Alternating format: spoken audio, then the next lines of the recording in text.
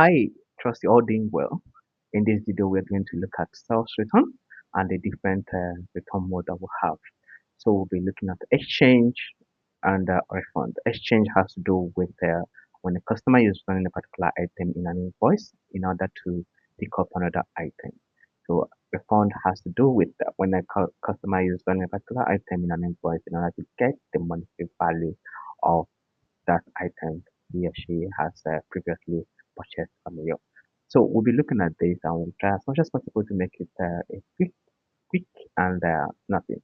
So for you to return a cell, return a particular item on a return a cell, you need to first of all identify the particular invoice either using the reference number or the customer's name or the amount. You can see it up from here, but note that you can either return it from the action menu from here on the list sales page or from the pulse sales page for the pulse module, or you can also do the same thing if you are directly in the pulse module by clicking on these recent cells. As long as the invoice is still recent, you will be able to find it from here.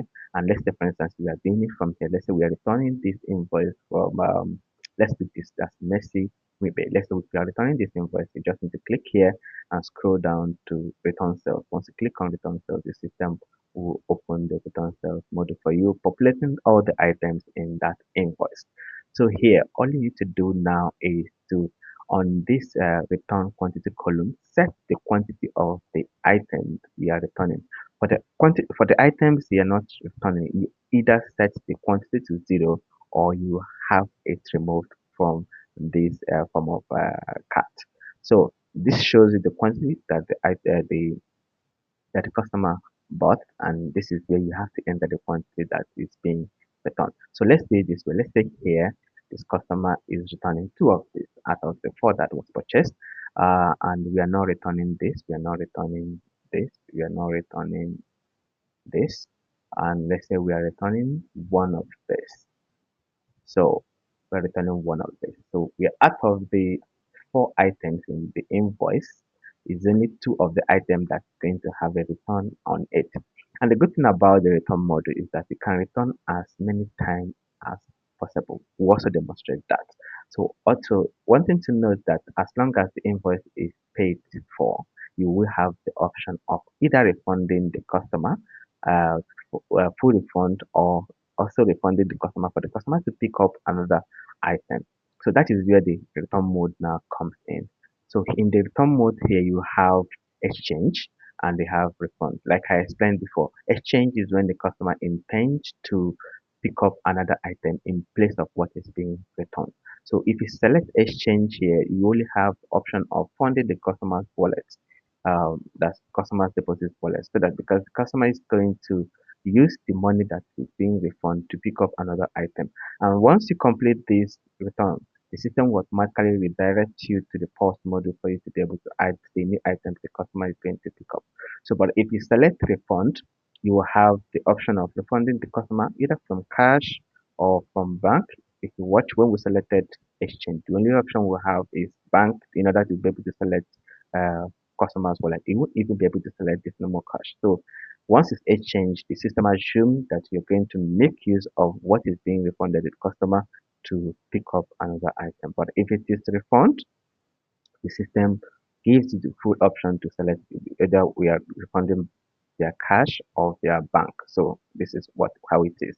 And another thing to note is that if you select exchange, the system is going to be redirecting you to the post module for you to add the item that's being exchanged. But if you select refund, the system will just complete the return and not do any other thing. Just open the list sales page or post sales page for you to have a look of at the return that you just performed. So let's do the first one. We are exchanging these two items, the quantity that we have returned in order to pick up another item. So the system will give the only option to fund the amount to the customer's wallet. Okay, maybe before we proceed, let's take a look at how much this customer has in his or her wallet. So let's come to the customer's module and let's open this in a new tab and have a look at what it is that we let's see. Okay, that's the customer. You can see that customer deposit balance is 0 at the moment. So let's proceed with this one. Um, we have entered the quantity that we are returning. So once we are done with this, you can put your narration or note, and once you click on submit, the system automatically perform the returns. The sales return for this product exchange successfully added.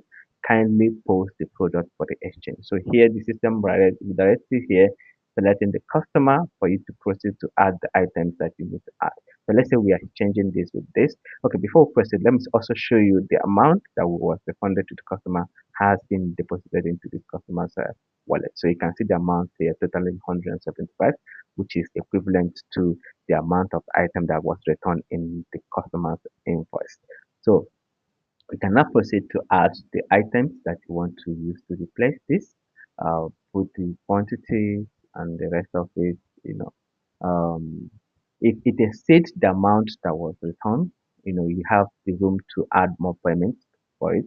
So let's just add random product and with random quantities and see how that takes us. But we'll have this, let's add more to this, let's add more to this. Okay, now we have more than what the customer has deposited. So how do you do that? Can you make use of multiple payments to in order to sort it out?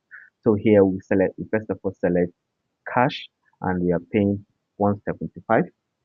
We're using the money in the customer's wallet, 175, 500, and we're asking the system to take this money from the customer's wallet. So you can add more payment options. In other words, the customer is now balancing you what is remaining via cash of their bank.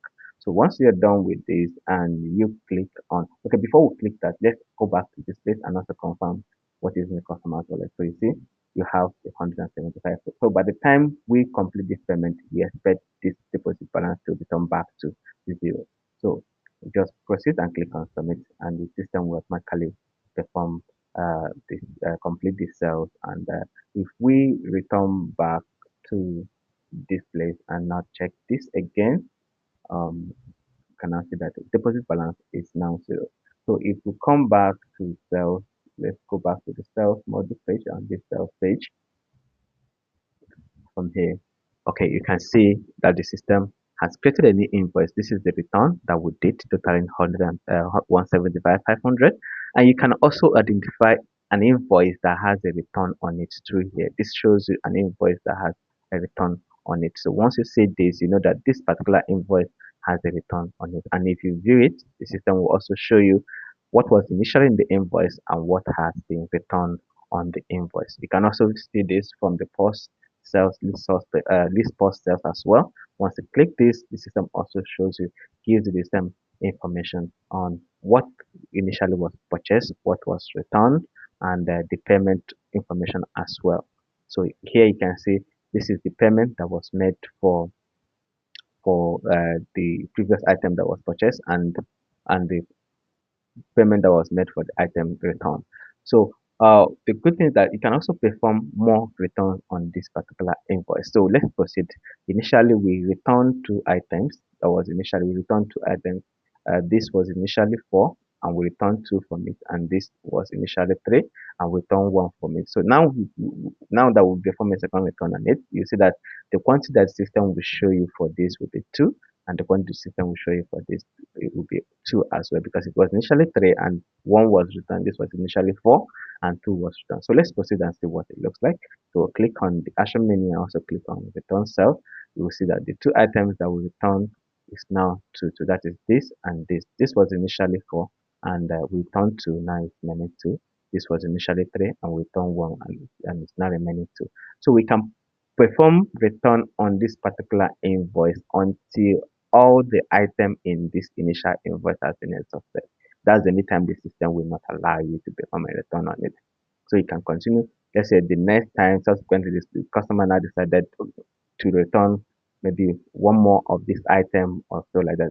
Note that this is also applicable to your return policy. So, but the system just gives you the room to perform returns until everything in this invoice has been exhausted. I can go ahead to demonstrate that. So let's say in this case now, the customer is asking for full refund and we are refunding the customer maybe via cash now, and the customer is returning everything in the invoice, not in exchange. It's returning everything in the invoice. So once you complete this return, the system does not redirect you to add new items, and you can see that when you try performing a subsequent return on this, the system will tell you do not allow you. You get information. All items in this invoice have been returned. So that will be it on sales return and return mode. Thank you very much.